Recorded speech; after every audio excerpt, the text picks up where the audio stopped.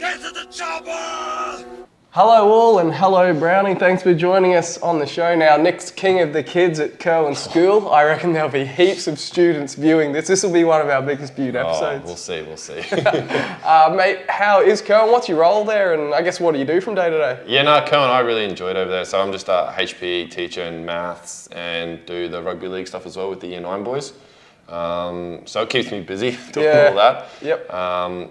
But no, I really enjoyed over there. Like there can be some challenging days, but like there's a lot of really good kids there as well. So yeah, I enjoy my time over at Curwen. I think in pre-season you were telling us you've taken a few drills from Strico and done it to the young boys. I took a couple of Strico's drills over there and showed them what to do. So there's this one kid though there, he's a little bit weird. I don't know if I should be saying it, but every time he'll see me and he'll say, "Oh, Mr. Brown, you made 20 tackles today and you missed 4." Like, he's a weird kid and he'll get a laugh out of that. At least he gave you the 20, he didn't just mention exactly. But he knows if I don't get my meters or everything. So he's just a weird dude. He knows all the stats and everything. So we won't say his name, but if he's watching, I won't know. say his name. He'll know who he is. And then there's a couple other ones over there that are a bit strange. Brilliant. Shout out to them boys now, mate. You deal with kids all day and then you come to train and probably deal with a whole different bunch of kids, right? Yeah, pretty much. I enjoyed it. It's good.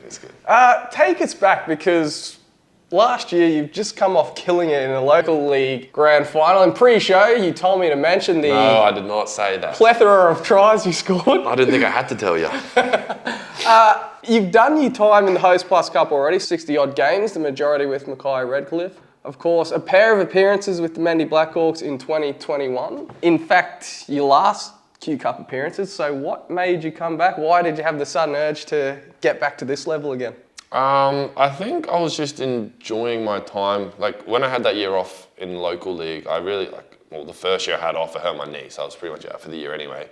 And then the second year I came back and I was just really enjoying my footy again. Like there was no pressure. I was training twice a week. That whole cliche of falling back in love with the game again. So I really enjoyed my time back at Brothers for that year that we had last year. We had a really good year, obviously. Yeah. Finished well. And then I just thought I could test myself at this level again. Like I was confident I'd be able to handle it again. So I just wanted to come back up here and play this level again and I guess play that harder football, which I know I could handle. So.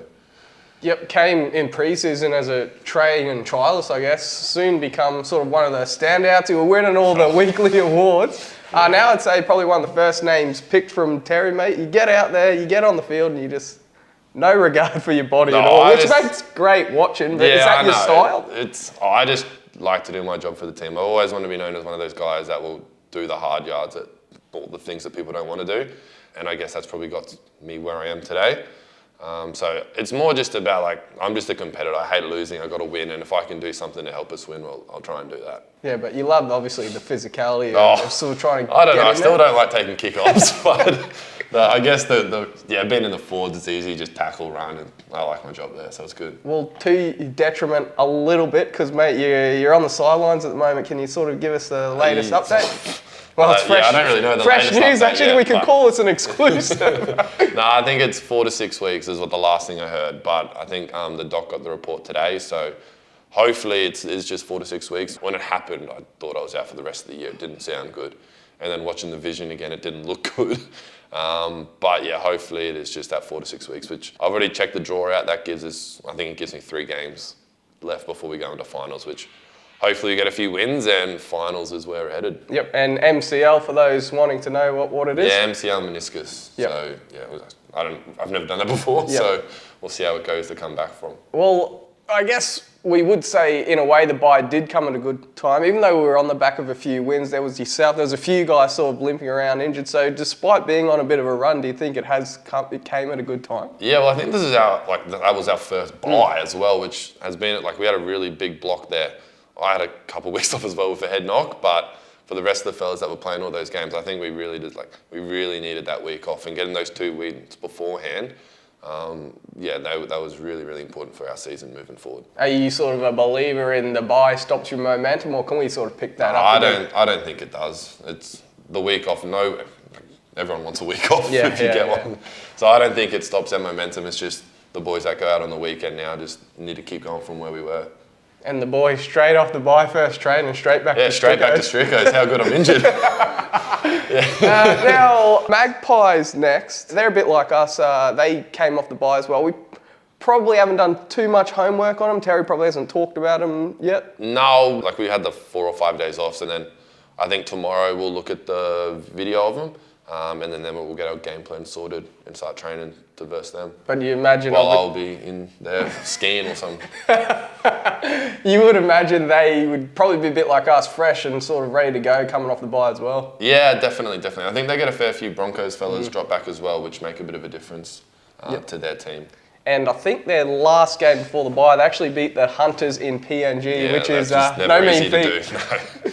I've been over there 3 times and I'd be happy not to go there again if I didn't have to. That's always a tough game. Have you looked at the draw? Are you we're not that? there this year. We're not there this year. But no, that's always a tough game over there against those fellas. So. Yeah, so if they've come off winning that game, you know they're going to be sort of ready and playing at home as well. Yeah, exactly. And KO game as well, TV game. So I'm imagining we'll see a couple of the boys getting some fresh haircuts by the time they fly. Yeah. Anyone you want to pick out that you're going to say is going to rock up to the airport looking fresh? Lennox always has to try and look good, so I'm assuming he'll be getting a fresh cut. Well, that is a Sunday game, that one. And a man that's actually going to play his 50th Hosts Plus Cup game on Sunday is someone that's been killing it for us at the moment, Gemmet Shibasaki. So hopefully we can mark the milestone with a win. I'm sure he'll be pumped for that match, as will the entire team. Now, speaking of pumped for matches, the local league on the weekend, grand final replay, Brothers versus Souths. Unfortunately, though, your mob didn't get the Vickies. Yeah, but it's early season, wait till finals come and they know what happened last year. I love it. I love a bit of rivalry within the black and green boys too. On that game though, South's too good. 36-26. 3 hookers who have actually all hooked for us during the Q Cup at some stage this season, all on the field at the same time. You had Curtis Dempsey, Lachlan Lurch, and Josh Williams as well, and he actually scored a try, so good on you, Josh. And also in that game, goal-kicking forward Sean Burke booting a few conversions. Had you ever seen that in your time at Brothers? I've actually coached or been a part, I helped coach Sean. We won a couple grand finals there, so he's always had the ability to be able to play footy and obviously kick goals, but he's always had that ability to play well, I guess you could say. Yeah, okay. Has he always tried to put his hand up he's always tried to be the kicker or find himself out a little bit wide. I don't think he likes the dirty stuff in the middle as much anymore.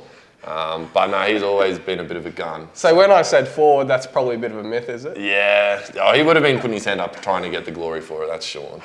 Shout out to you, Berkey. Now, a couple of props actually were going at it in the Herbert River versus Burdekin game, with plenty of collisions between Jaden Sharp and just his second game back from a pec injury, and the big Englishman Christian Gale. But the Crushers were dominant in a 36-4 win, despite probably the Burdekin forwards having the better of it, right? Yeah, well, I heard the Burdekin forwards were getting over the top of Sharpie a bit in that game, so that's good to see second game back and already copping it, so it's good. Probably blowing after 10 minutes as well. Probably 5. Considering his 1.2 time, I doubt he would have lasted much longer than that.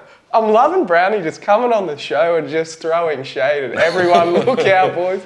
Some other games as well, and while we're on the subject of props, shout out to Tyrese Tonga, who got himself a try for Norths.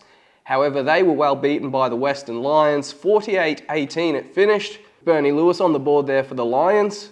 And Jake Burke and Joel Baldwin both crossed for tries in the Miners' 40-22 home triumph over Centrals. Charters Towers have the bye this weekend along with the Devils.